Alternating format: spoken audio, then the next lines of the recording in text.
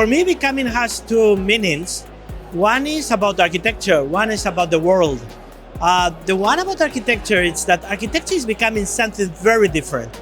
I have the feeling that architecture is a little bit of a dissident form of being part of societies and ecosystems. And that has to do with the second part, becoming for the world. We have inherited a world that is shaped in the intersection of coloniality, carbonization, racialization, extractivism, ableism, also patriarchates, technocracy, and last, anthropocentrism. But all these systems are intersecting and cracking. They are failing. We see all these different forms of crisis that are manifesting that this is a lasagna that is cracking now. And what I see is that what is becoming is different worldings, different ways of constructing the world that are growing in the cracks of these systems of, in a way, control and segregation. I mean, the question that I face, that I myself confront today, is something that sometimes gets neglected, which is the question of health and the way in which we have neglected our microbiome and in many ways the diversity of bacteria that is so important to our survival, to the survival of our species, is actually in a steep decline. And this is something that scientists I work with call the silent extinction of microbes. And they argue that it's a bigger threat to the species than climate change. So for me, this is the most important and pressing issue right now.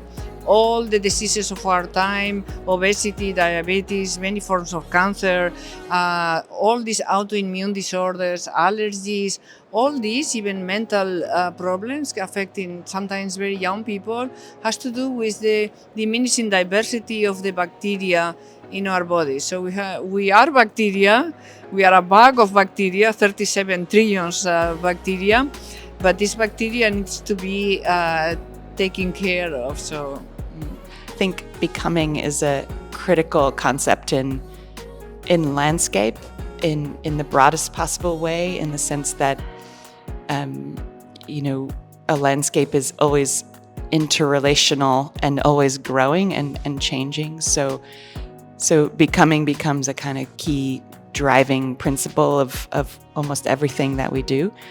And I think, just it's hard in landscape to think about like the beginning and an end of a project. A project is always in formation, and I think that's part of the beauty of landscape, that it is made up of like people and living systems, and that there's always a kind of state of becoming embedded in the very idea of landscape. So it's definitely an inspiration for me.